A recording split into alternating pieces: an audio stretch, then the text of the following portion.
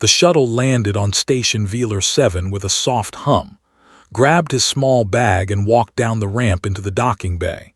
The air smelled strange, like metal and something sweet he could not name. He took a deep breath and looked around. The Galactic Military Academy was huge. Had seen pictures during his training on Earth, but pictures did not show how big everything really was. The ceilings were 30 meters high. The hallways were wide enough for 10 humans to walk side by side. Everything was built for creatures much larger than him. He followed the signs to the registration hall. Along the way, he passed cadets from species he had only read about. A group walked past him, their footsteps shaking the floor. They were massive creatures, nearly 3 meters tall, with thick gray skin that looked like stone. One of them glanced down at and made a low, rumbling sound. It might have been a greeting or a laugh, nodded politely and kept walking. At the registration desk, an officer processed his documents. The officer had 6 arms and compound eyes that reflected his face in 100 tiny images. His name tag said, Administrative Officer. Human said, clicking his mandibles. First one at this academy, interesting. Thank you for having me, replied. Made a sound that might have been amusement. Barrack C7, you are already there. Good luck, human. Thanked him and followed the directions on his. The barracks were on the 7th level. He took a lift that moved sideways as well as up, which made his stomach feel strange. When the doors opened, he found himself in a long corridor lined with doors. Room C712 was at the end of the hall. Pressed his palm to the scanner, and the door slid open. 3 aliens were already inside. The first was even bigger than the ones had seen in the hallway. He sat on a bed that was reinforced with metal supports. His name was, and when he stood up, his head nearly touched the ceiling. His body was covered in thick plates of natural armor. His hands were the size of his entire torso. The second was a female named. Her body was covered in crystalline structures that caught the light and split it into rainbows. The crystals were not decoration. They were part of her body, harder than steel, and she could grow them into sharp blades at will. Her eyes were like polished gems, and they studied with cold curiosity. The third was named. She had 4 arms, each one ending in claws that looked like curved knives. Her skin was dark purple, and knew from his studies that it could secrete acid strong enough to melt through metal. She moved with a grace that reminded him of water flowing downhill. They all stared at. You are the human, said. His voice was so deep that felt it in his chest. Yes, my name is, you can call me. Tilted her head. The crystals on her face shifted and clicked together. You are smaller than I expected. Most things are smaller than you expected, said with a laugh. 2 of her arms were folded across her chest while the other 2 hung at her sides. Welcome, human. Your bed is the small one by the window. Walked to his bed and set down his bag. The bed was indeed small compared to the others, but it was actually bigger than what he had slept on during basic training on Earth. He sat down and looked at his new. I am curious, said, sitting back down on his reinforced bed. I have studied many species in preparation for this academy, but I could find very little about humans. Your species only joined the Galactic Compact 8 years ago. That is correct, said. The records say you have no natural weapons, added. No claws, no armor, no venom, no special senses. She paused. How did your species survive long enough to develop space travel? It was the question every alien asked. Had answered it many times during his journey to the station. Diplomats, traders, curious travelers, they all wanted to know the same thing. We made tools, he said simply. Laughed again. All species make tools, that is not special. No, agreed. But we had to make them to survive. Your species have natural weapons. Claws, armor, venom, strength. You make tools to make your lives easier. We made tools because without them we would die. The room was quiet for a moment. I do not understand, admitted. "That is okay," said. "Most species do not understand at first." He started unpacking his bag.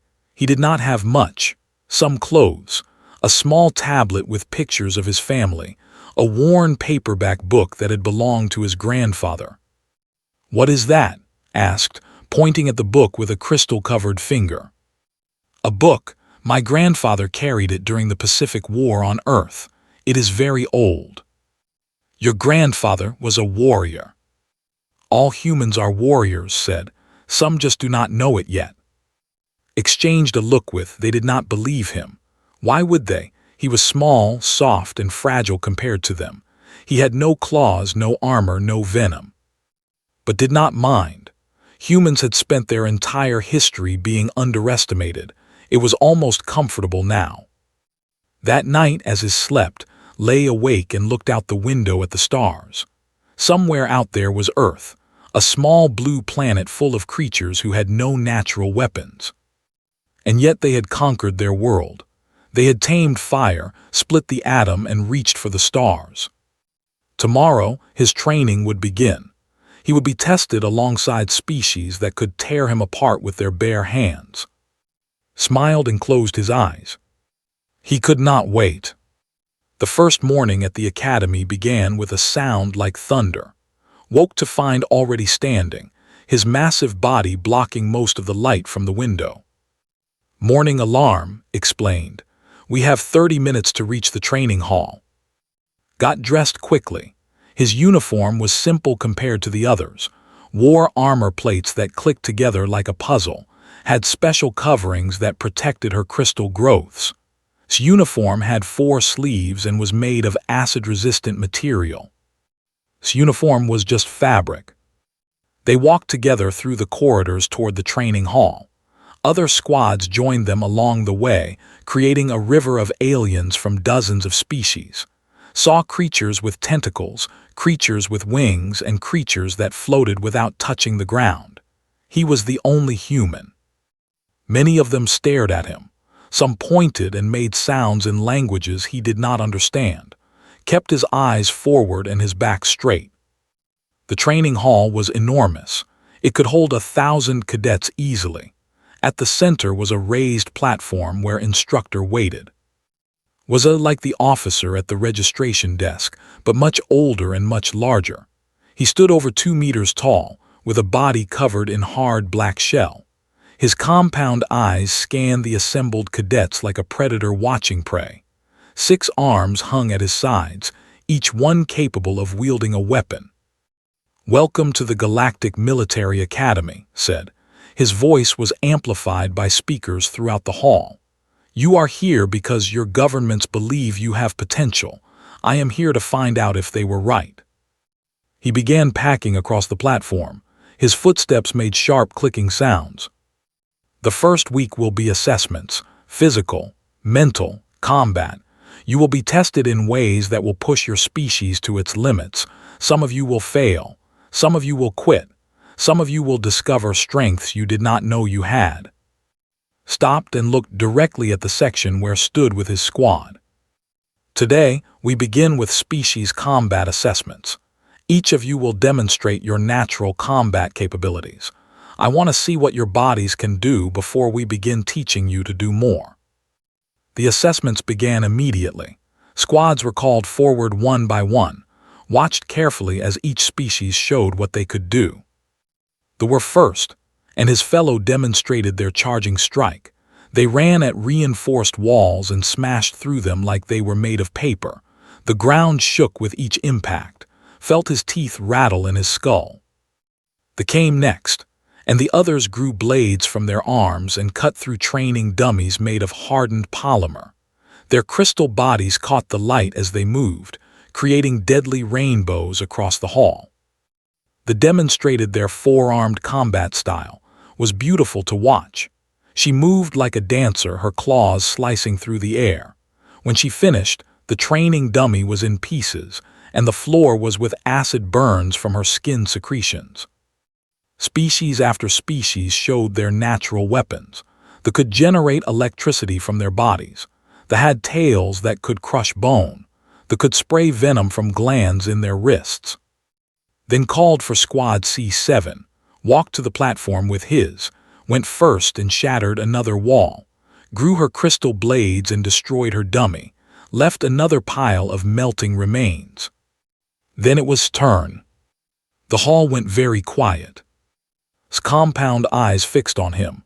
Human, demonstrate your species' natural combat capabilities. Walked to the center of the platform. He was very aware of the thousands of eyes watching him. He could feel their doubt, their curiosity, their pity. He raised his fists in a basic fighting stance. It was the stance his father had taught him when he was 6 years old, back straight, knees bent, hands up. He threw a punch at the training dummy, then another. He kicked. He executed a basic throw technique that used the opponent's weight against them. He finished with an elbow strike and stepped back. The silence was heavy. "That is all?" asked. "For our bodies, yes," said. "That is all we have naturally." Somewhere in the hall an alien laughed, then another. Soon there was a wave of sounds that might have been amusement or disbelief. Stood still and waited. Raised one of his arms and the hall went silent again. He walked toward until they were face to face, or rather face to chest, since was much taller. "Human," said quietly, "by every measure I know your species should be extinct. You have no natural weapons, no armor, no venom. You are slow compared to most predators. You are weak compared to most prey. Your senses are limited. Your bodies are fragile." He leaned closer. "How are you here? How did your species survive?" Looked up at the massive Instructor. He was not afraid. He had answered this question before, but something told him that was genuinely curious. This was not mockery. This was a puzzle that could not solve. "We survived because we had no choice," said. "We could not outrun our predators, so we learned to trap them. We could not outfight them, so we learned to outsmart them. We could not grow claws, so we made spears. We could not grow armor, so we made shields." He paused. Every weakness forced us to think. Every disadvantage became a reason to invent. We are not strong, Instructor. We are not fast. We are not deadly, but we are very, very stubborn. And we learn. That is our natural ability. We learn and we adapt and we refuse to die. Stared at him for a long moment. His compound eyes reflected his face 100 times over. Then he stepped back. "Interesting," he said. "Very interesting." He made a note on his and moved on to the next squad. That night, back in the barracks, sat on his bed and looked at with new eyes. The Instructor was impressed, said. "I have never seen him look at a cadet like that." He was not impressed by what I showed him, said. He was impressed by what I did not show him. "What do you mean?" Smiled. He saw that I have no natural weapons. Now he is wondering what unnatural weapons I can make. Laughed and shook her head. "You are a strange creature, human." "Yes," agreed, "we all are." 3 weeks passed at the academy, trained with his squad every day. He learned to work with aliens who could crush him with one hand or melt through his bones with a touch. He learned their strengths. He learned their weaknesses. And slowly, they learned to respect him. He could not match their physical power. In running exercises, he finished last. In strength tests, he could barely lift what the others considered warm-up weights. In sparring, he relied on speed and technique to avoid being destroyed. But in tactical exercises, he excelled. When the squad faced simulated combat scenarios, saw patterns the others missed. He found solutions they never considered. He thought in ways that confused and surprised his. "How did you know the enemy would come from the east?" asked after one exercise. "Because that is where I would have come from," replied. "Humans have been fighting each other for thousands of years. We know how enemies think." Laughed a deep rumbling sound. "You say that like it is a good thing." "It is not a good thing," admitted, "but it is useful." On the morning of the 22nd day, Instructor made an announcement. "Tomorrow, you will participate in a practical examination. Each cadet will demonstrate proficiency with their species' traditional weapon of choice. Visit the armory today and select your equipment. The cadets buzzed with excitement. This was a chance to show their heritage, their culture, their warrior traditions. After the briefing, squad went to the armory together. The armory was a massive room filled with weapons from across the galaxy. There were energy lances for the designed to work with their crystal bodies, gravity hammers for the weapons so heavy that only they could lift them, quad blade harnesses for the allowing them to wield 4 weapons at once. Selected a hammer that was taller than and probably weighed more than a small vehicle. Chose an elegant lance that channeled energy through her crystal arms. Was fitted with a harness holding 4 curved blades that moved with her like extensions of her own claws. Approached the requisition desk. "Human," said the officer behind the desk. He checked his records and frowned. "There is a problem. Human weapons have not been or approved for Academy use yet. Your species joined the Compact too recently. There has been bureaucratic delay."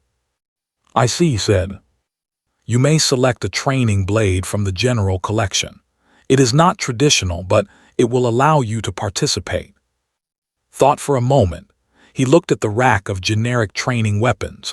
They were functional but meaningless. Using one would be like wearing someone else's face.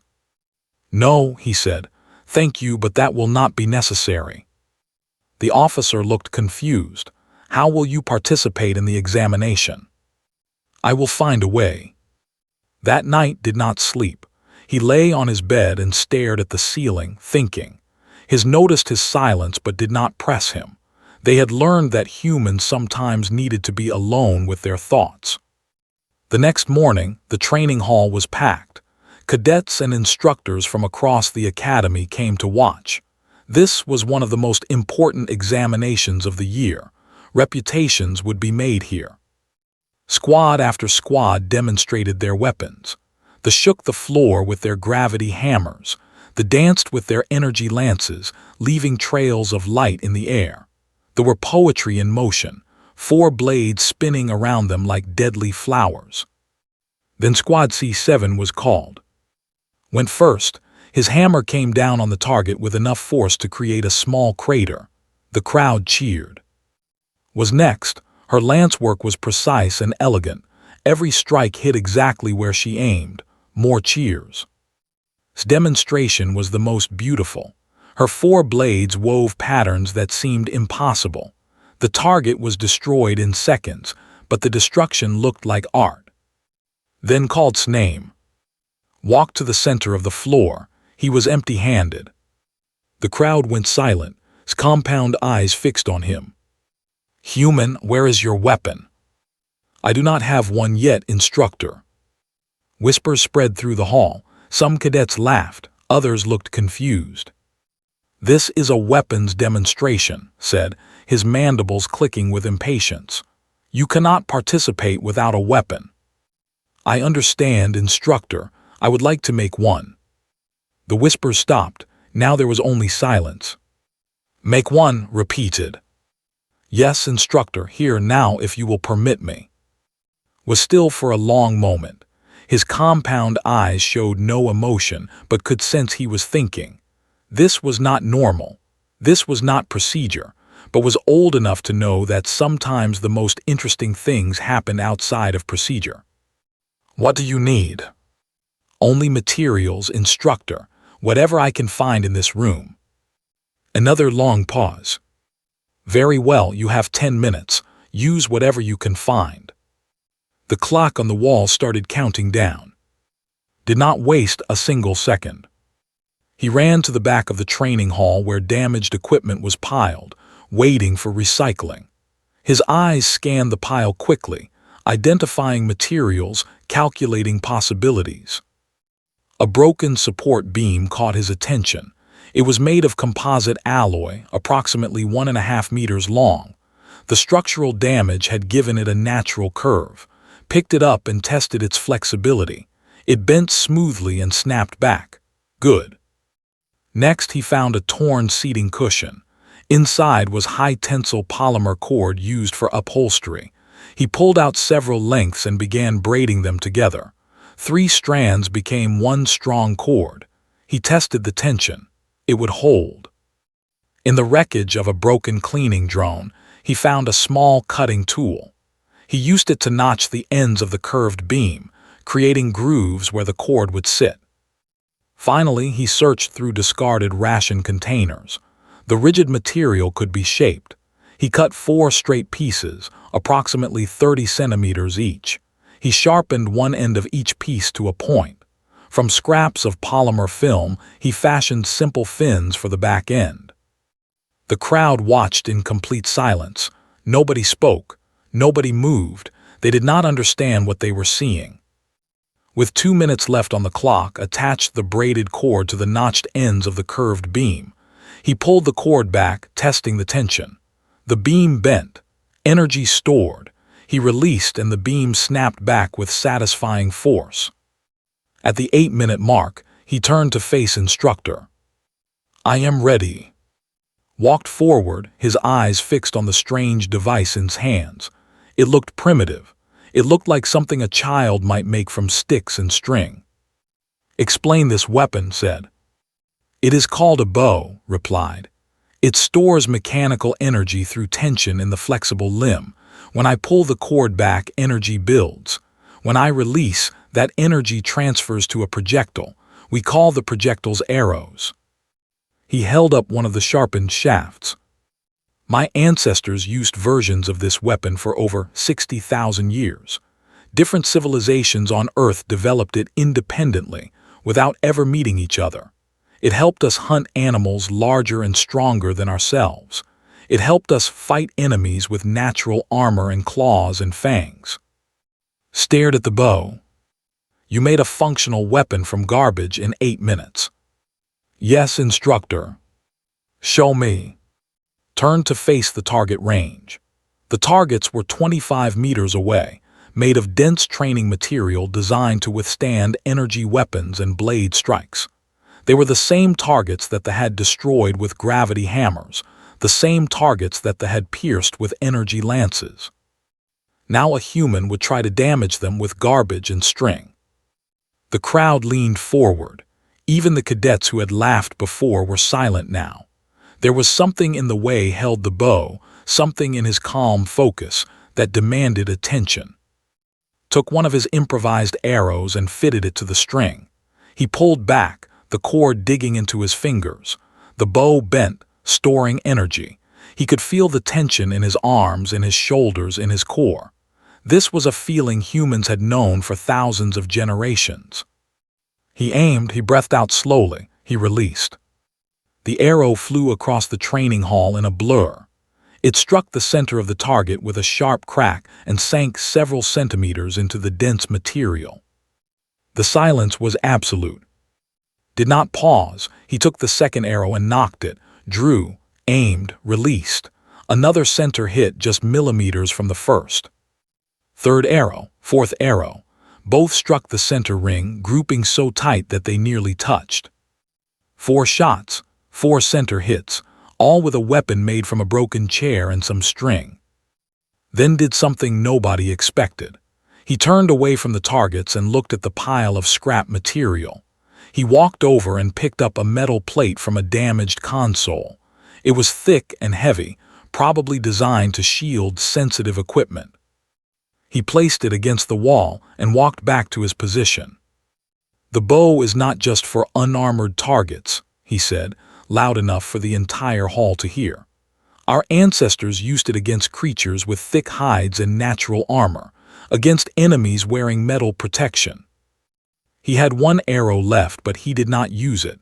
Instead, he searched through the scrap again and found something better. A piece of metal rod, thin but strong. He worked quickly, sharpening one end against the floor, adding simple fletching from polymer strips. This arrow was different. It was heavier, more rigid. "We called these bodkin points," explained as he worked, "designed to penetrate armor." He knocked the metal arrow and drew the bow. The tension was harder to hold with the heavier projectile. His arms shook slightly, but his aim did not waver. He released. The metal arrow struck the plate with a sound like a bell. When the echoes faded, everyone could see the result. The arrow had punched through the metal plate and was embedded in the wall behind it. Now the silence broke. Sounds of shock and amazement rippled through the crowd. Species that had dismissed humans as helpless creatures were recalculating everything they thought they knew. Instructor walked forward slowly. His compound eyes examined the bow, the arrows, the punctured metal plate. His mandibles clicked in a rhythm that had learned meant deep thought. How long did you say your species used this weapon? 60,000 years at minimum. Some scholars believe longer. And it was developed independently by multiple civilizations. Yes, Instructor, on every continent of our planet. Humans who never met each other, separated by oceans and mountains, all invented the same basic weapon. Reached out and touched the bow with one of his 6 hands. His fingers traced the curve of the limb, the braided string, the simple notches. It is primitive, he said. Yes. It uses no energy cells, no advanced materials, no computer targeting. Correct. And yet, paused. And yet I just watched you put 4 projectiles through the center of a target at 25 meters. I watched you penetrate armor plating with a metal rod and some string, in less than 10 minutes using garbage. Nodded. Turned to address the hall. His voice was amplified, reaching every corner. I have been an instructor at this academy for 43 cycles. I have trained warriors from over 40 species. I have seen natural weapons that would give nightmares to most sentient beings. Claws that cut through starship hulls, venom that dissolves bone, electrical discharge that stops hearts. He paused for effect. I have never seen what I just witnessed. I have never seen a cadet look at a pile of trash and see a weapon. I have never seen someone create a functional combat tool from nothing in less than 10 minutes. He turned back to, Human, the armory told me your species' weapons were not. They said there was bureaucratic delay. I now understand that the delay exists because your people cannot decide which weapons to submit. You have too many. You have millions of years of weapons, all invented because you had nothing else. Remained silent. There was nothing to add. They are strong, continued. They are armored. They are deadly. Every species here has some natural advantage that their weapons enhance. He held up the improvised bow. Humans have only this, the ability to look at anything and ask, how can I kill something with this? Not because you are violent by nature, but because for most of your history, violence was the only thing between your species and extinction. Stepped forward from the squad line. Her crystal face was unreadable, but her voice was soft. If the bow is 60,000 years old, what weapons do humans have now? It was a good question, considered how to answer it. We split the atom, he said finally. We learned to release the energy that holds matter together. One bomb can destroy a city. We have weapons that can end all life on our planet many times over. The hall was very quiet. We also have weapons that shoot metal at speeds faster than sound. Weapons that use light to cut through anything. Weapons that can think for themselves and hunt their targets across continents. Weapons that spread disease. Weapons that change weather. Weapons that... He stopped himself. We have many weapons, too many. That is why we are here, learning to fight alongside other species instead of against each other. We hope that someday we will not need so many weapons. But you will always know how to make them, said. Yes, we will always know. Looked at the bow one more time. Then he did something unexpected. He handed it back to. Keep it. It belongs in a museum, but I think you should have it. A reminder of what your species can do with nothing. Accepted the bow. Thank you, Instructor. The examination continued after that, but everyone knew the real demonstration was over. The other weapons shown that day were impressive, powerful and sophisticated. But none of them were made from garbage in 10 minutes. And none of them came from a species that had to invent weapons just to survive. After the examination ended, the other cadets filed out of the training hall. Instructor asked to remain. They stood alone in the massive space, surrounded by targets with holes in them and the scattered remains of destroyed training dummies. Was quiet for a long time. He walked around the hall, examining the punctured metal plate, touching the arrows still embedded in the targets. Finally, he returned to stand before. "I have questions," he said. "I will answer what I can, Instructor." "Your species has been spacefaring for how long?" "About 150 years. We reached our moon first, then expanded outward." "And before that, before space travel, how long have humans existed?" Thought about the question. Modern humans have existed for about 200,000 years. Our ancestors, the ones who first used tools, go back much further, millions of years. His mandibles clicked slowly. 200,000 years of survival without natural weapons. 200,000 years of making tools just to stay alive. "Yes." "Tell me about your world. Tell me why humans became what you are." Sat down on a training bench. The story was long but seemed genuinely interested, so told him. He told him about Africa, where humans first evolved, about the predators that hunted them, lions, hyenas, crocodiles, eagles that snatched children. He told him about the ice ages that froze the planet and the droughts that turned forests to deserts, about the diseases that killed millions, about the natural disasters that wiped out entire populations. "Our planet tried very hard to kill us," said. "Every generation faced extinction. Every generation found a way to survive." He told him about fire, how humans learned to control it, to cook their food, to scare away predators, to survive cold winters. He told him about language and how humans learned to share knowledge across generations, building on the discoveries of their ancestors. He told him about the first weapons, rocks shaped into cutting tools, wooden spears with fire-hardened tips, bows and arrows, slings and nets and traps. "We could not outrun the predators," explained. "So we learned to kill them from a distance. We could not overpower the large prey animals. So we learned to hunt them in groups, to chase them until they collapsed from exhaustion, to trap them in pits and canyons." Listened without interruption. Continued. He told him about metal, bronze weapons, then iron, then steel, about gunpowder and cannons and rifles, about industrial warfare and trenches and gas, about nuclear weapons and the cold knowledge that humans could end themselves whenever they chose. "We are not proud of all of it," admitted. "We have done terrible things to each other, wars that killed millions, weapons that caused suffering beyond imagination. Sometimes I think our greatest enemy was always ourselves." "And yet you survived," said. "Yes, always. No matter what tried to kill us, we survived. We adapted, we learned, we kept going." Was silent for a moment.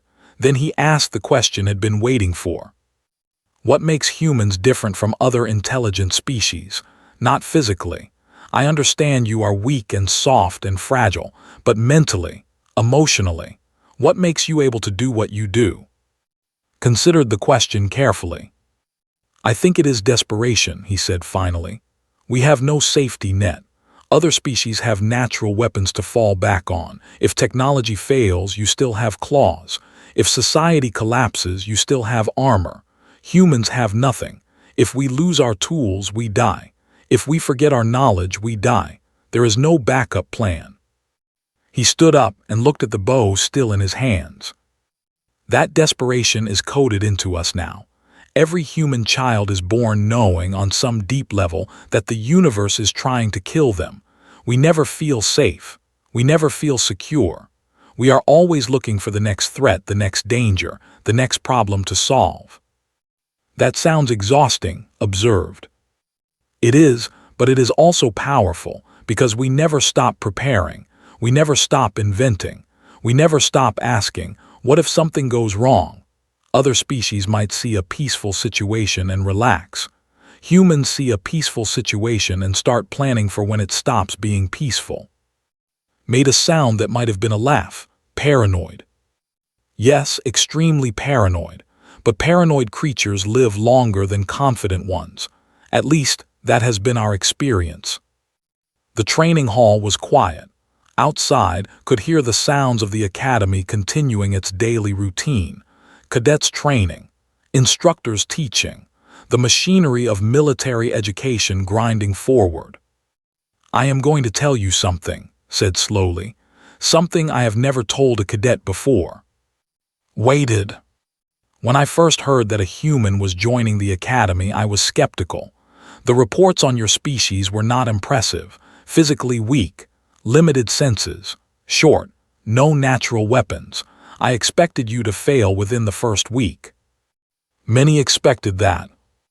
Yes, but I have watched you for 3 weeks now. I have seen how you think, how you move through problems, how you look at the world. Compound eyes fixed on. You see everything as a potential tool, everything as a potential weapon. That broken beam was just garbage to everyone else. To you, it was a bow waiting to be born. That is how humans think. And that is terrifying, said, because it means I cannot predict what you will do. I can predict what a will do in a fight. They will charge. I can predict what a will do. They will use their crystal blades. I can predict almost every species in this academy. He leaned closer. I cannot predict humans, because humans do not fight with what they have. They fight with what they can imagine, and imagination has no limits. Nodded slowly. Is that why you asked me to stay, to tell me this? Partly, but also to give you a warning. A warning. Straightened up. Word of your demonstration will spread. By tomorrow, every cadet in this academy will know what the human did with garbage and string. Some will be impressed, some will be afraid, some will want to learn from you. And some will want to test me, guessed. Yes, some will see you as a threat. A species that can make weapons from anything is dangerous. Some will try to prove that humans are not as capable as they seem. Smiled slightly. Instructor, humans have been underestimated for 200,000 years. Being tested is not new to us. Made that clicking laugh sound again. Good, then you will be ready.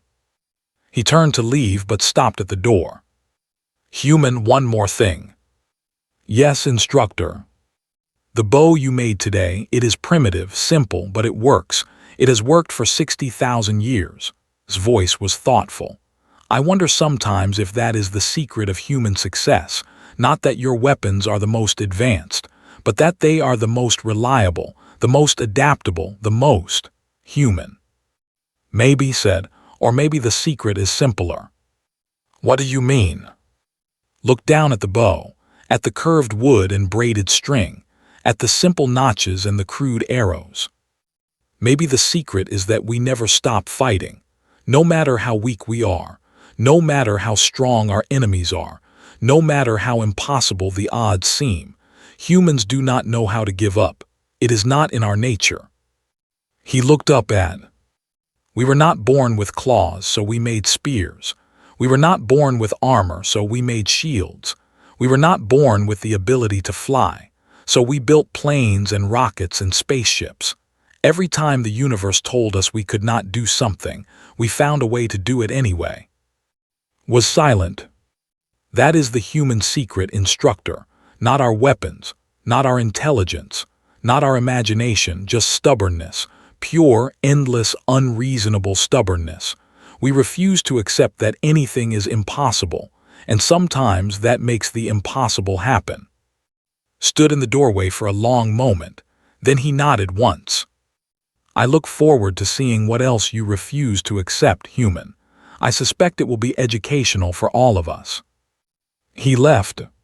Stood alone in the empty training hall, holding his bow made of garbage.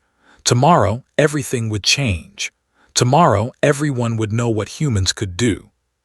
But for now, in this quiet moment, allowed himself to feel something like pride, not for himself, but for his species, for the billions of humans who had lived and died and fought and invented and survived, all so that one human could stand in an alien academy and show the galaxy what desperation could create.